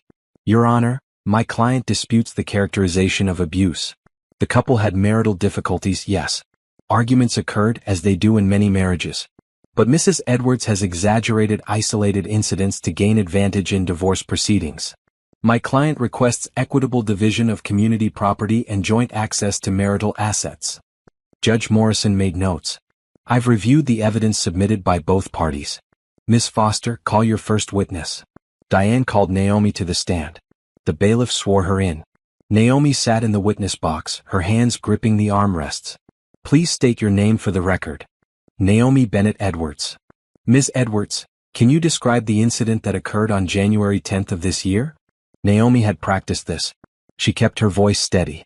My husband and I had an argument about money. I'd noticed $3,000 missing from our joint account and asked about it. He became angry. He shoved me against the kitchen counter. Then he grabbed my face. She touched her jaw, remembering. His fingers left bruises. And what happened the next morning? I made him breakfast. I acted like everything was normal. Then I left. Why didn't you leave immediately after the assault? Because I'd been planning to leave for 6 months. I needed to execute my plan carefully. I needed documentation, resources, a safe place to go. Leaving immediately would have been dangerous. Diane walked her through the evidence. The photos projected onto a screen showed Naomi's bruised face in stark detail. The judge leaned forward to examine them closely. These photos were taken the morning after? Yes, Your Honor. And the earlier photos? Can you explain those? Naomi described each incident. The grab to her arm in December. The push that made her hit her hip on the table edge in November. Further back to incidents she'd almost normalized until she started documenting them. Ms. Edwards, Judge Morrison asked directly, why did you stay so long? Naomi took a breath. Because I was scared. Because I had no money of my own. Because he'd convinced me I couldn't survive without him. Because I thought it was my fault. Because leaving is the most dangerous time for someone in my situation. Her voice cracked slightly. I stayed until I was strong enough to go. And smart enough to do it safely. Diane continued with financial questions. The joint account Thomas controlled. The credit cards in his name only. The way he'd isolated her from employment and independent income. Then it was Brennan's turn for cross-examination. He stood, adjusting his glasses. Mrs. Edwards, you claim my client was controlling about finances. But isn't it true you agreed to be a stay-at-home spouse? I agreed initially. But when I wanted to return to work, he refused to allow it. Refused? Or expressed his preference that you focus on the home. He told me I couldn't work. That it would reflect badly on him. That I needed his permission. Brennan pulled out documents. These bank statements show regular deposits into the joint account. Groceries, household expenses, personal spending. You had access to money. I had access to money he controlled. If I spent too much or asked too many questions, there were consequences. What consequences? Naomi looked at Thomas. He was staring at the table. He would get angry. Yell. Sometimes push or grab me. You say, sometimes. How often? Often enough that I learned not to question him. Brennan changed tactics. The emails between my client and Brielle Collins. You presented those as evidence of infidelity. But did you ever actually witness any physical affair? No. So you're speculating. I read their emails. The tone. The content. It was clear what was developing. But you never saw them together romantically. No. And yet you used this speculation to file for divorce. Diane objected. Asked and answered, Your Honor. Sustained. Mr. Brennan, move on. The cross-examination continued for another hour. Brennan tried to poke holes in her story, suggest she was exaggerating, imply financial motivation. But Naomi stayed calm. She had the truth on her side. And the evidence backed her up. When she finally stepped down from the witness box, her legs shook. Rita gave her a thumbs up from the gallery. Diane called Rita as a witness next. She testified about the bruises she'd seen. The fear in Naomi's voice on phone calls. The way she'd helped her move out. Did Naomi ever tell you she planned to exaggerate anything for financial gain? Diane asked. Never. She just wanted to be safe. Brennan's cross-examination of Rita was brief. She was a sympathetic witness, a concerned sister. Attacking her would only make Thomas look worse. Then it was Thomas's turn on the stand. He looked smaller somehow, sitting in the witness box. Less commanding. Brennan walked him through his version of events. The marriage had been good at first. They'd grown apart. Arguments happened, but he never meant to hurt her. The emails with Brielle were innocent, blown out of proportion. Naomi was vindictive, trying to take everything. When Diane stood for cross-examination, the temperature in the room seemed to drop. Mr. Edwards, on January 10th, did you push your wife? Thomas hesitated. We had an argument. Things got heated. That's not what I asked. Did you push your wife? I might have. I don't remember exactly. You don't remember shoving someone hard enough to bruise them? It wasn't that hard. Diane projected the photos of Naomi's face. This is what not that hard looks like? Thomas paled. I didn't mean to hurt her that badly. But you meant to hurt her some amount? No. I was angry. I wasn't thinking. How many times did you not think and end up hurting your wife? I don't know. My client documented 7 incidents over 9 months. Does that sound accurate? If that's what she says. No, Mr. Edwards. That's what happened. Did you grab your wife's arm in December, leaving bruises? Probably. During an argument. Did you push her in November? Maybe. Did you control access to money? I managed our finances. Did you tell her she couldn't work? I suggested she focus on the home. Suggested or demanded? Thomas's jaw tightened. She was free to do what she wanted. Was she free to leave you? Of course. Then why did she have to plan her escape for 6 months? Why did she have to hide money? Why did she need a restraining order? Thomas didn't answer. Mr. Edwards, did you love your wife? Yes. Is that how you show love? With bruises and control and fear? Objection, Brennan said weakly. Argumentative.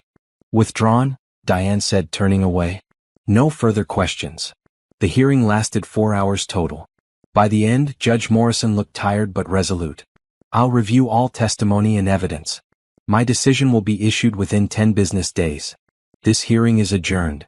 Outside the courtroom, Diane pulled Naomi aside. That went well. Really well. His testimony was damaging to his own case. What happens now? We wait.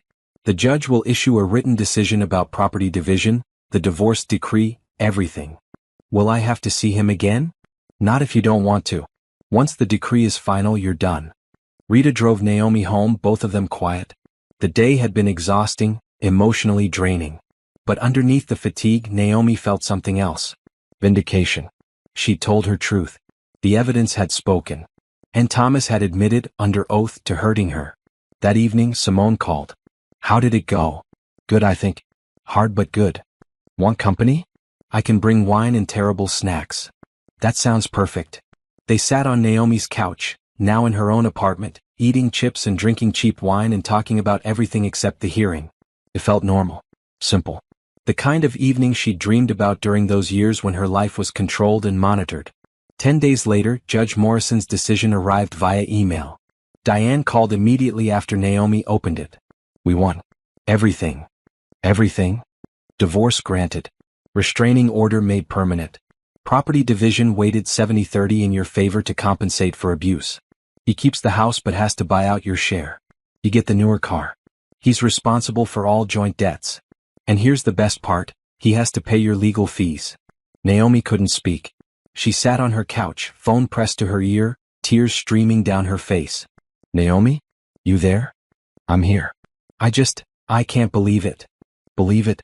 The judge saw through his lies. She saw what he did to you. And she made sure you're protected going forward.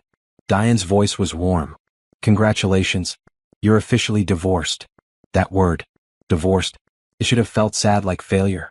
Instead it felt like freedom. Thank you, Naomi whispered. For everything. You did the hard part. I just helped you tell your story. After hanging up, Naomi walked to her window and looked out at the city. Somewhere out there, Thomas was getting the same news. Learning that he'd lost. That his version of events hadn't convinced anyone. That there were consequences for hurting people. She hoped he felt a fraction of the fear she'd lived with. But more than that, she hoped he learned something. That he got help. That he never did this to another woman. But that wasn't her problem anymore. Thomas was her past. And the future stretched ahead, bright with possibility. Naomi opened her laptop and started an email to Patricia at Horizon House. I wanted to let you know my divorce was finalized today. I'm officially free. And I'm ready to help more women find their own freedom. She hit send and closed the computer. Then she called Rita. It's over. I won. Rita screamed so loud Naomi had to hold the phone away from her ear. I'm coming over right now. We're celebrating. Bring ice cream. Already in the car. Naomi looked around her apartment. The yellow walls she'd painted herself. The red couch that made her smile. The plants thriving on her windowsill.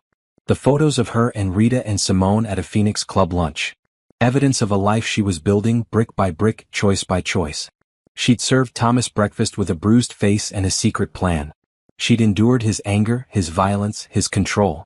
She'd documented everything and executed her escape with careful precision. And now she was free. Legally, officially, completely free. The woman who'd sat at that breakfast table 6 months ago would barely recognize her now. That woman had been scared, trapped, small. This woman was strong, independent, growing. Not healed completely. Maybe never healed completely. But healing. Growing. Becoming. And that was enough. 6 months after the divorce was finalized, Naomi pushed a shopping cart through the produce section of the grocery store, mentally calculating recipes for the week. She'd become good at meal planning, at budgeting, at all the small skills of independent living. Tasks that once felt overwhelming now felt routine. She reached for a bunch of bananas and that's when she saw him. Thomas stood by the tomatoes, examining them with the same intense focus he'd always brought to grocery shopping. He looked thinner, older somehow. His shirt was wrinkled. He needed a haircut. Naomi's body reacted before her mind caught up. Heart racing. Palms sweating. The familiar spike of adrenaline that came from 9 years of conditioning. Her therapist called it a trauma response. Your body remembering danger even when your mind knew you were safe. She stood frozen, hand outstretched toward the bananas, watching him. He hadn't noticed her yet. She could turn around. Go to a different section. Avoid the interaction entirely. But she didn't move. Thomas selected 2 tomatoes, placed them in his basket. Turned. Saw her. His face went through several expressions in quick succession. Surprise. Confusion. Something that might have been longing or might have been regret. He took a step toward her. Naomi found her voice. Stop. He stopped. The restraining order is still active. 500 feet. You're too close. I know. His voice was quieter than she remembered. Can we talk? For 1 minute. No. Please. I just want to apologize. Naomi looked at him. Really looked. She saw the man who'd made her feel special during their courtship. The man who'd slowly isolated and controlled her. The man who'd left bruises on her skin and scars on her psyche. And underneath all of that, she saw a person who looked lost. But that wasn't her problem anymore. I don't need your apology, she said calmly. I needed you to not hurt me in the first place. But that ship has sailed. I've been going to therapy. Anger management. I'm trying to be better. Good. Do that for your next relationship. Leave me out of it. Thomas's eyes filled with tears. Actual tears. Naomi felt nothing watching them. No pity. No satisfaction. Just a detached observation that he was crying. I miss you, he said. You miss controlling me. That's not the same thing. That's not true. I loved you. You loved the version of me that did what you wanted and never complained. That's not love. That's ownership. Naomi picked up her bananas and placed them in her cart. I'm going to finish shopping now. You should go to a different section. Naomi. My name is Ms. Bennett now. And this conversation is over. She turned and walked away, pushing her cart down the aisle. Her hands shook slightly but her steps were steady. Behind her, she heard Thomas say something else but she didn't turn around. At the end of the aisle, she paused and took several deep breaths. Her heart was still racing. But she'd done it. She'd seen him. She'd set boundaries. She'd walked away. She finished her shopping quickly, paid, and loaded her car. As she pulled out of the parking lot, she saw Thomas sitting in his car, head down on the steering wheel. Part of her, a small part, felt sad for him. Not because she wanted him back. Not because she forgave him. But because he'd destroyed something that could have been good if he'd just been better. Kinder. Less controlling. But that sadness lasted only a moment before it was replaced by relief. Relief that she wasn't the one sitting in that car, trapped by poor choices and unwillingness to change. Relief that she'd gotten out. Relief that his pain was no longer her responsibility. She drove home to her apartment, unloaded groceries, and immediately called her therapist's answering service. "It's Naomi Bennett. I had an unexpected encounter with my ex-husband. I'm okay, but I'd like to move up my next appointment if possible." The receptionist called back within an hour. "We have an opening tomorrow morning at 9. "I'll take it." That evening, Simone came over for their standing Wednesday dinner. Naomi had cooked pasta, something she'd learned to make well after years of Thomas criticizing her cooking. "You seem off," Simone observed halfway through the meal. "What's going on?" Naomi told her about the grocery store. Simone listened without interrupting, then reached across the table and squeezed her hand. "How do you feel?" "Weird. Proud of myself for handling it well. But also shaky. Like seeing him reminded me that he's real, he's out there living his life." "Did you want him to not exist?" "Maybe. Or at least exist far away where I never have to think about him." "That's fair. But also you handled it perfectly. You set boundaries. You didn't engage. You walked away. That's exactly what you were supposed to do." "I know. But my body didn't get the memo. I'm still all wound up." "That's trauma. Your body remembering to be scared even when the actual threat is gone." Simone poured them more wine. "It gets better though. I promise. The first few times I saw my ex after leaving, I felt like I couldn't breathe. Now when I see him, I barely feel anything." "How long did that take?" "About a year. Maybe more. Healing isn't linear." They finished dinner and watched a comedy special, but Naomi only half paid attention. Her mind kept circling back to Thomas's face. The tears. The apology she didn't want or need. Later that night, Rita called to check in. Naomi told her the story. "Want me to come over?" "No, I'm okay. I just needed to hear your voice. You're allowed to be upset, you know. Even after everything, seeing him is still hard." "I'm not upset. I'm just processing." "That's allowed too." After hanging up, Naomi pulled out her journal and wrote about the encounter. Her therapist had taught her to document not just the events but her feelings about them. The physical responses. The thoughts that came up. "Seeing Thomas today reminded me how far I've come," she wrote. 6 months ago I would have been terrified. I would have apologized for existing in the same space as him. Today I set boundaries and walked away. I didn't owe him my time or my energy or my forgiveness. And I didn't give him any of those things. That feels like growth. The next morning she sat in her therapist's office and talked through the encounter in more detail.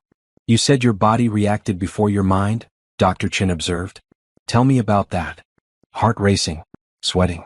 Like I was in danger even though I knew I wasn't." "That's your nervous system trying to protect you based on past experience. It takes time to retrain that response." "How long?" "Different for everyone. But you're already doing the work. Therapy, support group, journaling. You're building new neural pathways that say you're safe now. It doesn't feel like enough. Healing from trauma is like recovering from a broken bone. You wouldn't expect your leg to be fully healed a week after the cast comes off. You have to rebuild strength. The bone has to fully knit. Same with trauma. Your nervous system was injured by years of abuse. It needs time to heal." Naomi nodded. She understood intellectually. Emotionally was harder. "Did you feel any desire to reconcile when you saw him?" Dr. Chin asked. "God, no. If anything, seeing him confirmed that I made the right choice." He looked lost. Like he'd been running on autopilot and suddenly realized he didn't know where he was going. "That's not your problem to solve." "I know. But there was a moment where I felt almost sorry for him." "That's empathy. It's a good quality. But empathy doesn't mean you have to fix his problems or take responsibility for his feelings." I told him I didn't need his apology. How did that feel? Powerful. Like I finally had control over the narrative. He wanted something from me and I didn't give it to him. Naomi paused. Is that vindictive? No. It's self-protection. You're not required to make him feel better about his past actions. Especially when those actions hurt you. The session helped. By the time Naomi left, she felt more settled. Less rattled by the encounter. That afternoon at Horizon House, a new client came in for intake. Young woman, early 20s with a black eye and a toddler on her hip. I need to leave, she said simply. But I don't have anywhere to go. Naomi sat with her, took down information, explained the resources available. Emergency shelter. Legal advocacy. Job training. The whole network of support. You really left your husband? The woman asked at one point. And you're okay now? I'm getting there. It's not easy. But it's worth it. Were you scared? Terrified. Still am sometimes. But I'm safer scared and free than I ever was comfortable and trapped. The woman nodded slowly. I want to feel safe. You will, Naomi promised. We'll help you get there. After the woman left with information packets and a safety plan, Patricia pulled Naomi aside. You're really good at this. The clients trust you. I've been there. That helps. It's more than that. You have a gift for making people feel heard without judgment. I just remember what it was like. How much I needed someone to believe me. Well, you're making a difference. Real, tangible difference in people's lives. That evening, Naomi met the Phoenix Club for their weekly dinner. Simone, plus 2 other women from their support group, Angela and Reese. They'd claimed a corner booth at their favorite restaurant and were already laughing when Naomi arrived. There she is, Angela said. We ordered you the pasta special. You know me too well. They talked about work, about families, about plans for the weekend. Normal things. The kind of conversations Naomi had been starved for during her marriage when everything had to be approved by Thomas. I saw my ex yesterday, Naomi said during dessert. At the grocery store. How was that? Reese asked. Weird. But okay. I handled it better than I expected. Did he try to talk to you? Yeah. I shut it down. Reminded him about the restraining order and walked away. Good for you, Simone said. First encounter is always the hardest. He said he's in therapy.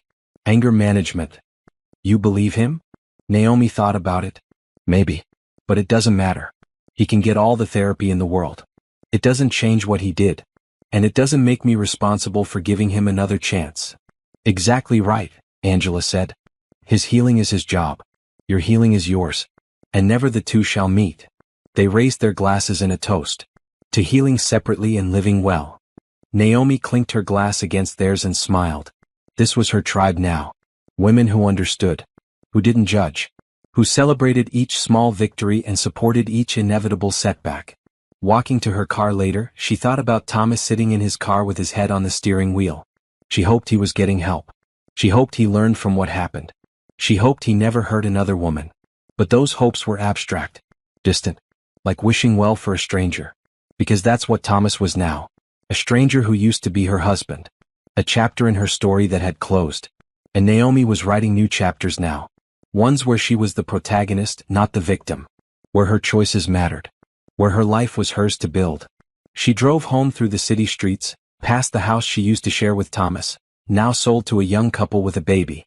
Past the church where they used to attend, where everyone had thought they were perfect. Past the restaurant where he'd proposed, where she'd said yes without knowing what she was signing up for. All of it was behind her now. Geography changed. Memories faded. Life moved forward. And Naomi moved with it, stronger and wiser and finally free. 1 year after walking out of her marriage, Naomi stood in front of her bathroom mirror applying makeup. Not to cover bruises this time, just regular makeup for a regular day. The difference felt monumental. She'd grown her hair out. Cut it into a new style. Started wearing colors Thomas had never liked because he thought they were too bright. Today, a deep blue dress that made her feel confident and alive. Her apartment had transformed over the year. Plants everywhere, thriving under her care. Artwork from local artists covering the walls. Books stacked on shelves and side tables. A cozy red couch where she read every evening. Photos of her and Rita, her and the Phoenix Club, her and colleagues from Horizon House. Evidence of a life fully lived. Today was special. Patricia was announcing her retirement, and Naomi was being promoted to program director at Horizon House. A year ago, she'd been filing for divorce with no job and no prospects. Now she was leading programs that helped hundreds of women annually. Her phone buzzed with a text from Rita. Good luck today. So proud of you. Dinner after to celebrate? Definitely. Your place or mine? Mine. I'm making that pasta you like. Naomi smiled. Rita had been her constant through everything. Her safe place. Her reminder that family meant people who chose you, not just blood. At Horizon House, the staff had gathered in the main room. Patricia stood at the front, gray curls bouncing as she gestured while talking. 20 years, she was saying. 20 years of watching women transform their lives. It's been the greatest privilege of my life. And now I'm thrilled to announce that Naomi Bennett will be stepping into my role as director. Applause erupted. Naomi felt her cheeks flush as everyone turned to look at her. Naomi came to us a year ago, fresh from her own journey of survival. She brought not just her administrative skills but her deep understanding of what our clients experience. Under her leadership, we've expanded our job training program, added new support groups, and helped more women than ever.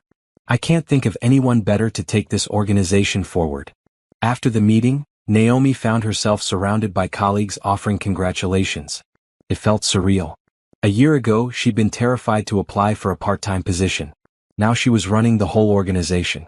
"You've earned this," Patricia told her later in the office. "Don't doubt that for a second. I still can't believe it's real sometimes." "Which part? The job or the freedom?" "Both." Patricia smiled knowingly. "It gets easier. The disbelief fades. Eventually you wake up and realize this is just your life now. Not something temporary or fragile. Just yours." That afternoon, Naomi led her first staff meeting as director. She'd prepared an agenda, outlined goals for the next quarter, gathered input from everyone. The meeting ran smoothly, productively. Afterward, several staff members told her how excited they were about the new direction. Walking to her car after work, Naomi realized she was smiling. Just smiling for no reason except that she was happy. When had that happened? When had happiness become her baseline instead of a rare visitor? She thought about the breakfast she'd served Thomas with a bruised face. That morning had felt like the end of everything. In reality, it had been the beginning. That evening, she drove to Rita's apartment for their celebration dinner. Rita had decorated with balloons and a banner that read, "Congratulations, Director Bennett." "You didn't have to do all this," Naomi said, laughing. "Yes, I did. This is huge. You're running a whole organization. My little sister is out here changing lives." They ate pasta and salad and garlic bread. Drank good wine. Talked about everything and nothing. "I'm dating someone," Rita said during dessert. "Her name is Kennedy. She's a physical therapist at the hospital." "Rita, when were you going to tell me?" "I'm telling you. It's new. Like 2 months new. But it's good. Really good." Naomi felt a surge of happiness for her sister. "I want to meet her. Soon. I promise. But enough about me. What about you? Any interest in dating?" Naomi considered the question. Over the past year, she'd been asked out a few times.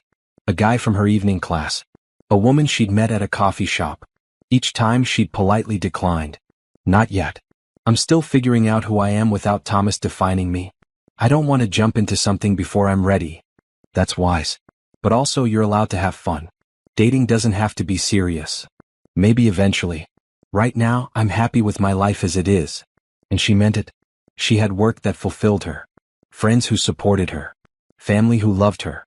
Independence and safety and peace. Romance could wait until she was certain she could recognize red flags. Until she trusted herself to walk away at the first sign of control or manipulation. The next Saturday, the Phoenix Club met for brunch at their usual spot. Simone, Angela, and Reese were already at the table when Naomi arrived. "There's our director," Simone said, pulling her into a hug. "Look at you, all fancy and important." "Stop," Naomi said, laughing. "It's the same job, just with more responsibility." "And more pay," Angela added. "Don't forget that part." They ordered mimosas and French toast and talked about their weeks. Angela had started her own small business doing bookkeeping. Reese had gone back to school for her teaching credential. Simone had gotten a promotion at her marketing firm. "We're all leveling up," Reese observed. "Remember when we first met at that support group? We were all such messes." "We're still messes," Simone said. "Just higher functioning ones." "I'll drink to that," Naomi said, raising her glass. They talked about their exes sometimes but less frequently now. Those men had become footnotes in their stories rather than main characters. The Phoenix Club had grown beyond their shared trauma into genuine friendship based on who they were becoming, not just what they'd survived. After brunch, Naomi walked through the park near her apartment. Kids played on swings.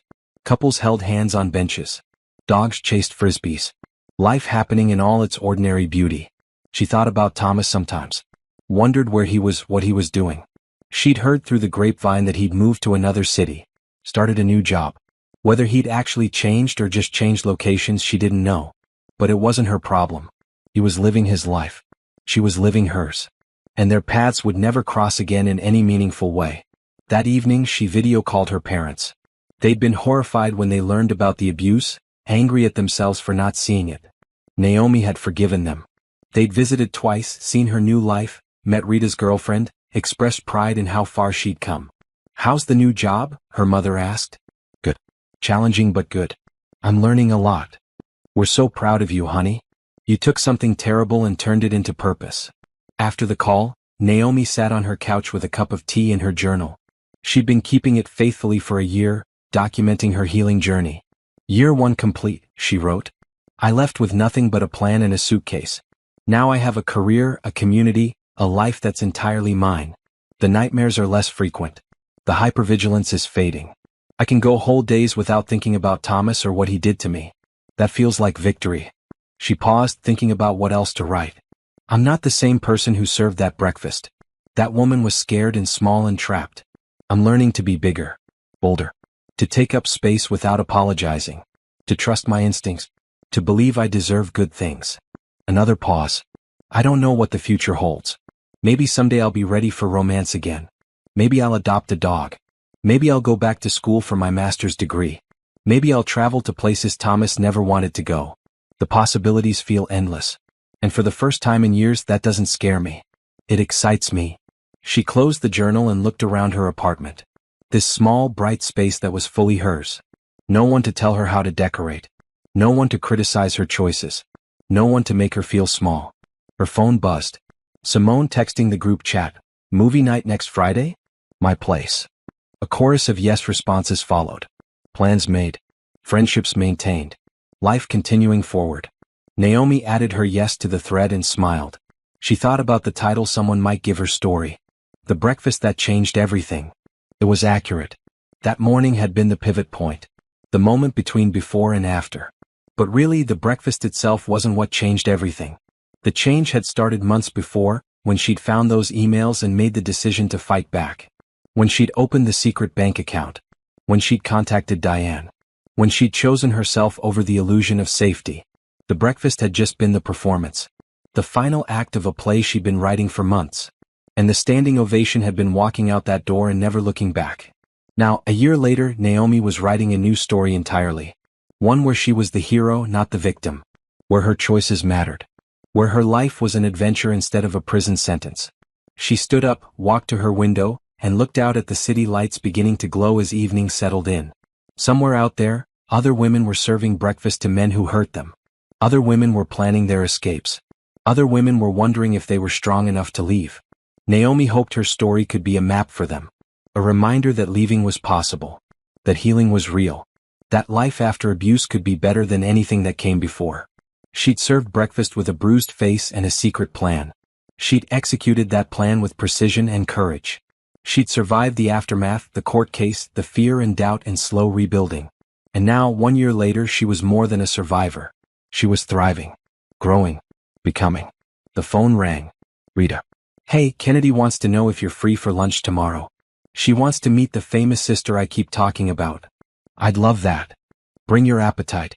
We're going to that new Ethiopian place downtown. Perfect. Text me the time. Naomi hung up and returned to the window. The city stretched out before her, full of possibility. Full of life.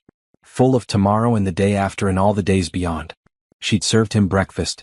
And by the time the plate was cleared, her entire life had changed. Not because of what he did to her that morning or the night before. But because of what she'd chosen to do for herself. The courage she'd found. The strength she'd built. The freedom she'd claimed. Naomi Bennett had served her last breakfast as a wife.